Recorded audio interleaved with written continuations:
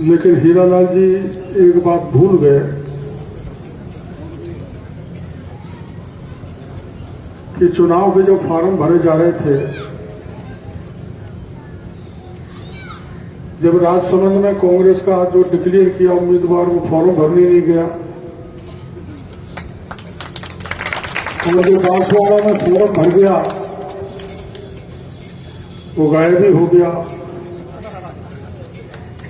और कोटा में जब उम्मीदवार नहीं मिला तो धारीवाल ने सेंध लगाई। मेरे समझ में नहीं आ रहा। मैंने सवाई माधोपुर में 1988 में बहुत बड़ा आंदोलन किया था एक फैक्ट्री को चलाने के लिए, जहां 5000 से ज्यादा मजदूर थे, वो बंद हो गई थी। उस समय ये जोड़ी आती थी, भवानी सिंह राजावत, ओम बिरला, हमारे प्रहलाद गुंजल, खेची, ऐसे लोग हमारे साथ में रहे थे। लेकिन मेरे समझ से बाहर है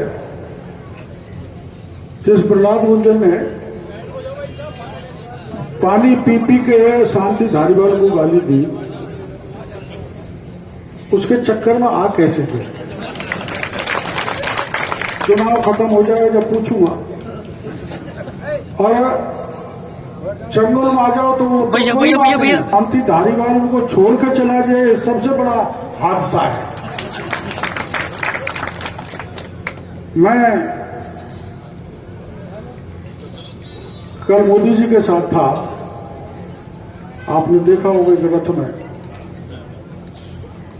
राजस्थान का पहला रोड शो था, बहुत बड़ा रोड शो।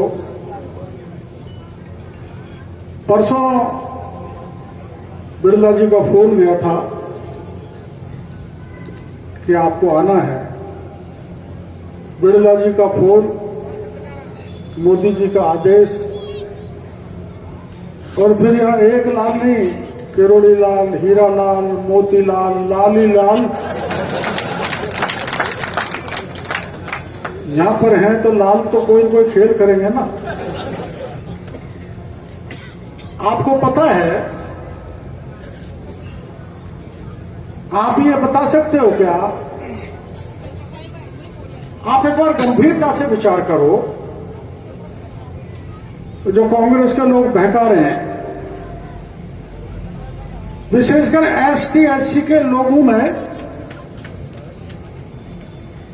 चारों ओर ये अभियान चलाया जा रहा है कि अगर मोदी अब की बार आ गया, 400 पार कर गया तो आरक्षण को खत्म कर देगा। ये बात घूम रही ना। मोदी जी ने कल ही बाड़मेर में कहा है, अगर साक्षात डॉक्टर भीमराव अंबेडकर आ जाए तो भी संविधान के साथ छेड़छाड़ नहीं की जाएगी। मोदी जी ने 7 दिन पहले बिहार में कहा है कि आरक्षण के साथ छेड़छाड़ करने का सवाल ही नहीं उठता। मोदी जी ने कल मेरे को यही कहा था कि कोटा जाओ और मेरी तरफ से कह के आओ, जिम्मेदारी लेके आओ। और मैं जिम्मेदारी के साथ कह सकता हूं, इस देश में जब तक भारतीय जनता पार्टी है, मोदी है, और अगर वहां सबसे बड़ी गारंटी मोदी की है, लेकिन मैं आपको गारंटी देके जा रहा हूं कि आरक्षण का बाल बाका भी कोई करने वाला नहीं है। साथ का भरोसा। लेकिन हमारे लोग बहक रहे, ये तो 2014 में भी चला था, और 2019 में तो अभियान चलाया था कि मोदी आ गया तो जैसे आधी रात पर जीएसटी लागू किया है वैसे रिजर्वेशन खत्म हो जाएगा। मोदी आ गया तो जैसे नोटबंदी की है वैसे आरक्षण खत्म हो जाएगा। अरे मोदी आ गया ना, भारतीय जनता पार्टी अकेले की 303 सीट 2019 में आई, और मोदी जी ने आते ही एसटी एससी का आरक्षण 10 साल के लिए बढ़ा दिया। आपके गवाही है ना। और उनका ही नहीं किया, गरीब की कोई जाति नहीं होती, गरीब हर वर्ग में होता है। राजपूत में भी है, ब्राह्मण में भी है, महाजन में भी है।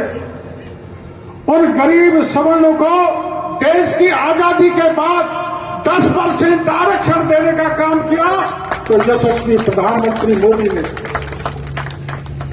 अभी क्या कर रहे हैं कांग्रेस वाले? गुजर से मीणा को भिड़ाना चाहते हैं,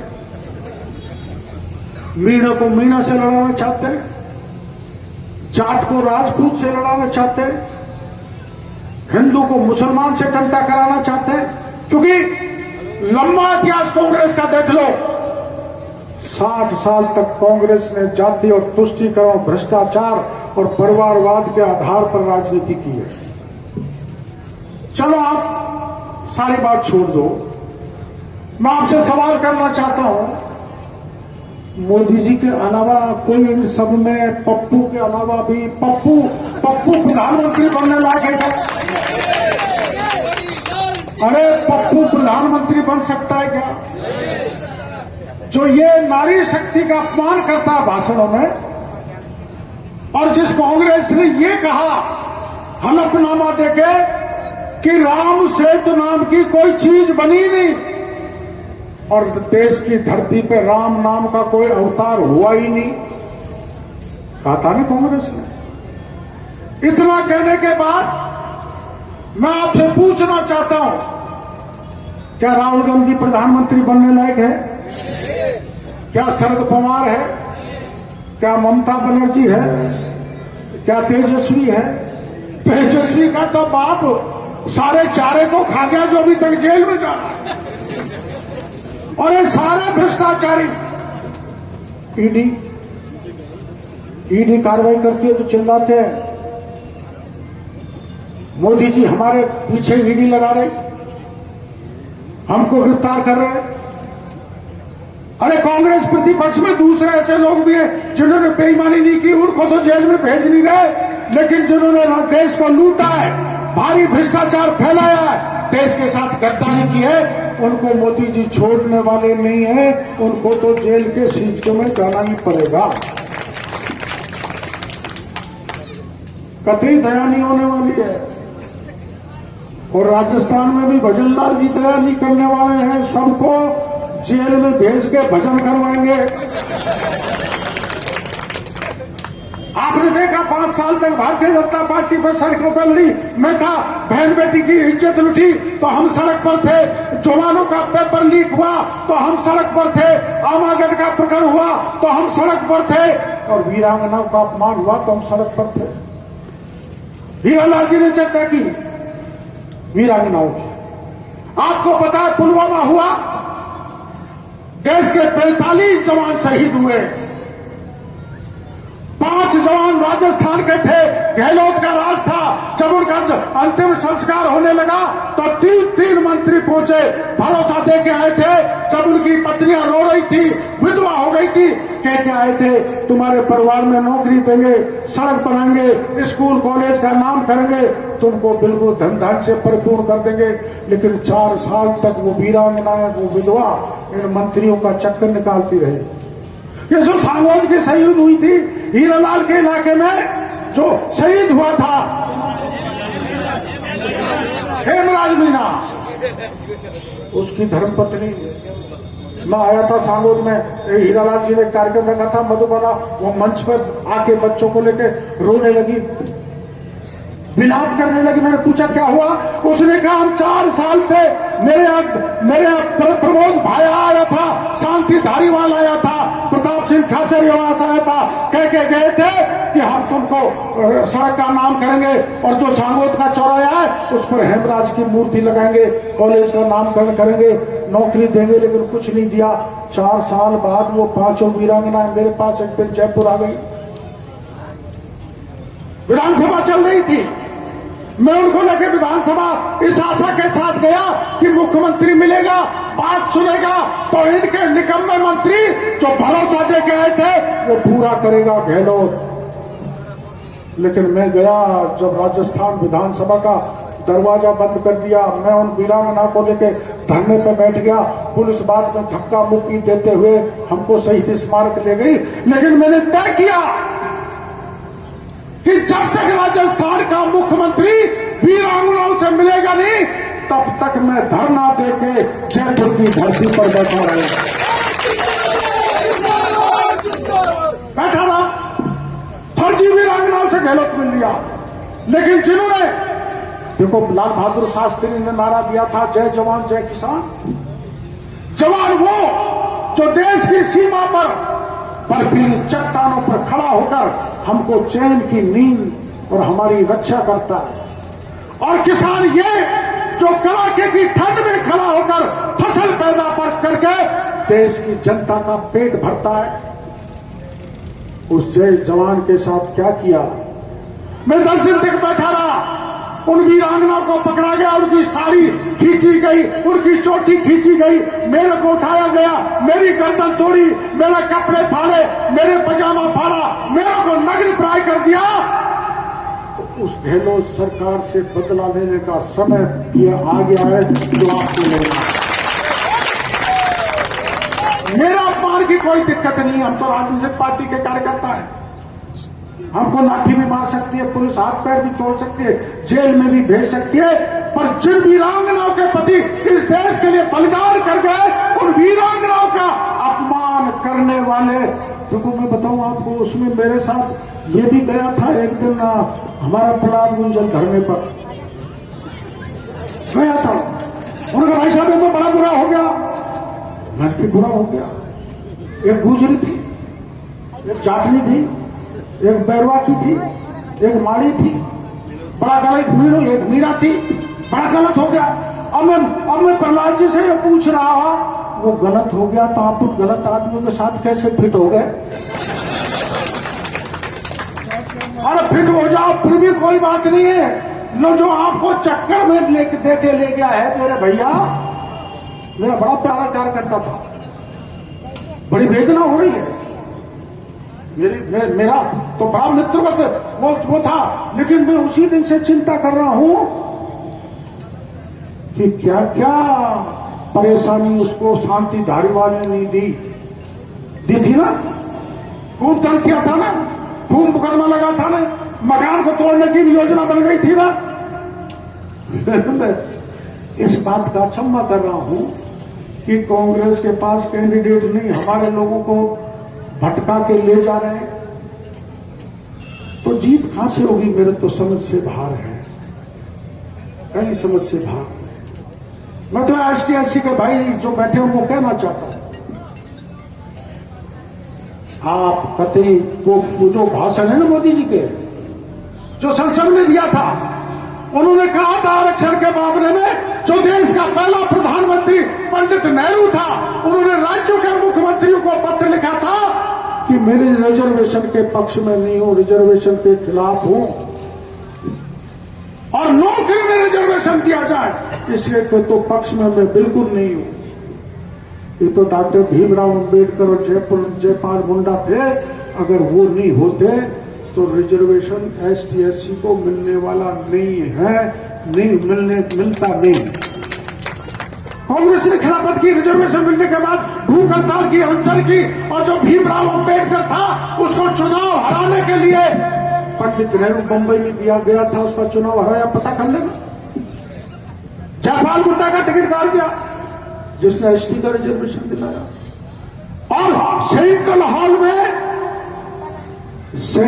में भीमराव अंबेडकर की मूर्ति लगाने का काम किया तो अडवाणी जी और VP सिंह और रामविलास ने किया, सबकी मूर्तियां लग दी, फिर तुम अंबेडकर की नहीं लगाई। और भारत रत्न किसने दिया आपको पता है? कांग्रेस ने नहीं दिया, अंबेडकर को हमने दिया। आपको समझने की आवश्यकता है। आपका यहां का बेटा ओम बिरला देश की तीसरी सबसे बड़ी ताकतवर कुर्सी पर बैठने कर आपका नाम उजागर किया, ऊंचा किया और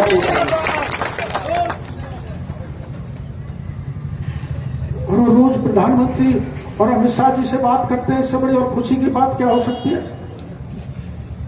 मेरे तो कभी मोदी जी ने मेरे से बात की वहां रथ में, तो मेरी तो छाती अभी तक पूरी हुई है। और जब वो रोज बात करते थे, ऐसा होनहार आदमी, और आप उसको खींच लो, तो इससे बड़ी कोई दुर्भाग्यपूर्ण बात नहीं हो सकती। और कांग्रेस ने किया क्या भाई? मोदी जी ने तुझे बहन बेटी बैठी है ना, इसको नारी शक्ति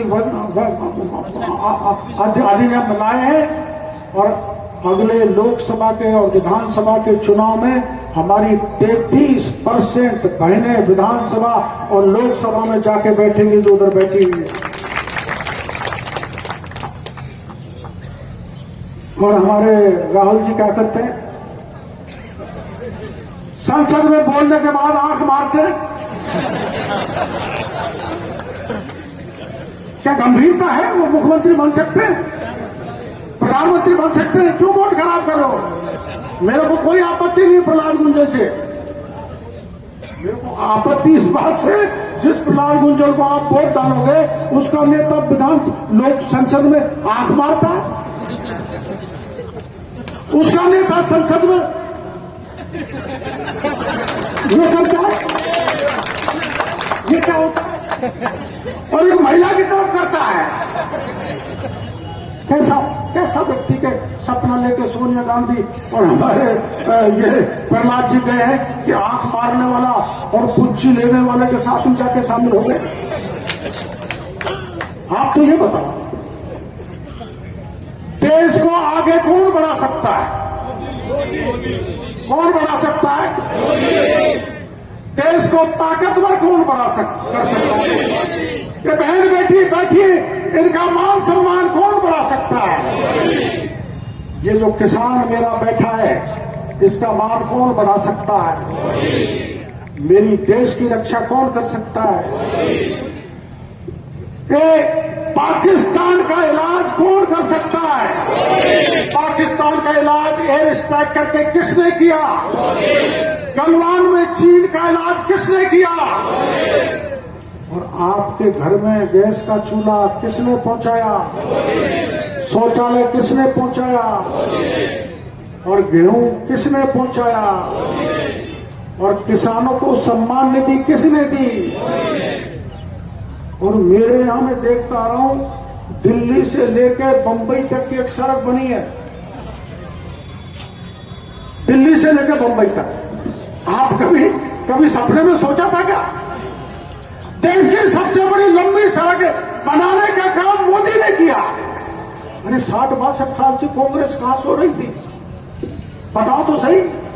मैं 88 में लोकसभा का चुनाव लड़ा था सवाई माधोपुर से, तो मैं भाषणों में कहता था कि कोटा की डाउन स्ट्रीम से लेकर धौलपुर तक चंबल का पानी 210 किलोमीटर की लंबाई में बहकर बेकार चला जाता है। इसको उठाओ और हमारे पास पड़ोस के जिलों में डालो। हजारों साल से बह रहा है। कांग्रेस ने 60-62 साल राज किया, उन्होंने चिंता की क्या? नहीं की। चिंता किसने की? भारतीय जनता पार्टी। और आपके यहां तो निकट है, आपके यहां तो नजदीक पानी है।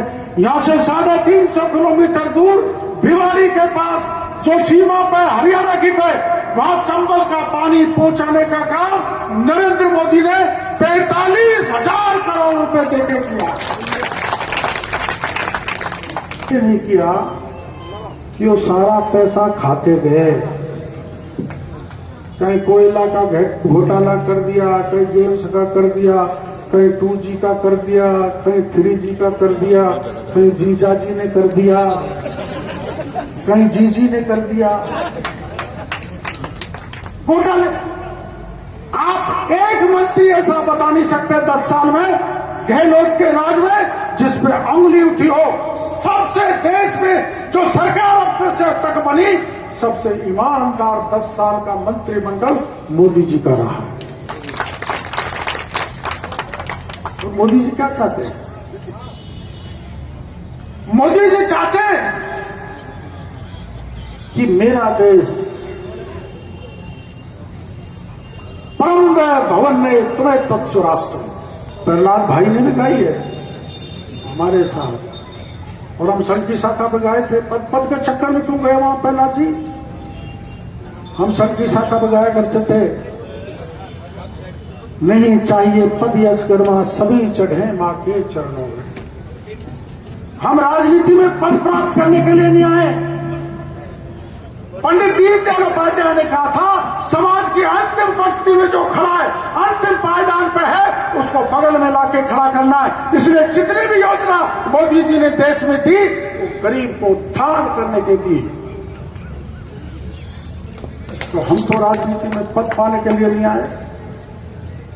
न मोदी जी आए, न हीरालाल जी आए, न हेमराज जी आए, न मोतीलाल जी आए, न किरोड़ीलाल जी आए। हाँ, ये जरूर है, पार्टी ने आदेश दिया तो एमएलए का चुनाव लड़ो, मंत्री बन गए। अब हमारी कहते हैं 5 साल तक लगा, मंत्री बना दिया तो और क्या बनाते। मेरे को तो आशीर्वाद दिया दिया, हीरालाल जी ने केंद्र का मंत्री बना दिया। ये जीव से निकलती है। और मोदी है तो मुमकिन है कुछ भी हो जाए, कोई भरोसा नहीं है। इसलिए जो आपको बहकाया जाता है ना, किरोड़ीलाल को क्या दिया, रिजर्वेशन खत्म कर देंगे, ये सब बेकार की बात है। किरोड़ीलाल से मोदी जी मित्रता का व्यवहार करते हैं। कल का वीडियो देख लो, मित्रता है, इमरजेंसी टाइम की मित्रता है। और मित्र प्यार दे, वो सबसे बड़ा धन है, उससे बड़ा कोई पद नहीं हो सकता। इसलिए कहते हैं बहकावे मारने की जरूरत नहीं है। विशेषकर एसटी एससी के भाइयों को कहना चाहता हूं, अरे हमारे उप मुख्यमंत्री बनाया है ना प्रेमचंद जी को, प्रेमचंद बैरू उप मुख्यमंत्री बने, कितना बड़ा सम्मान दिया है।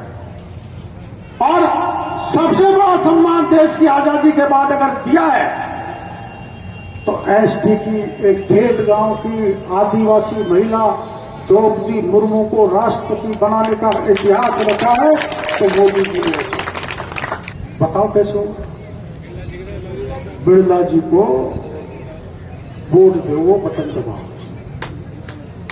और संसद में भेजो।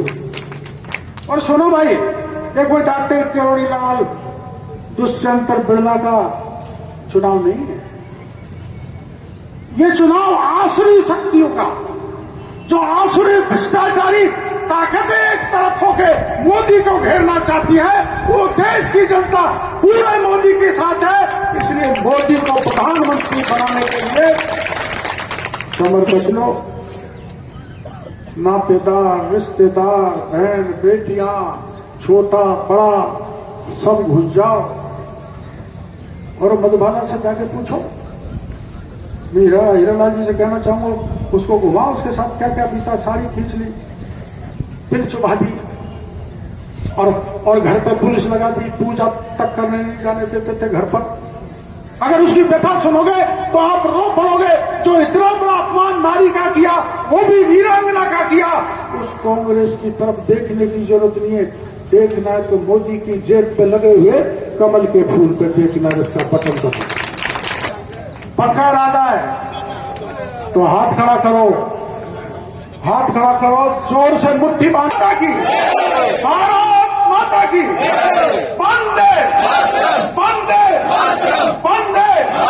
तो हीरालाल किरोड़ीलाल की जोड़ी का ध्यान रखना। एक मैं धन्यवाद के लिए मुकेश बैगवाल जिला प्रमुख जी को आमंत्रित करता हूँ कि धन्यवाद दें। राम जी की मूर्ति है। आज इस लोकसभा उम्मीदवार आदरणीय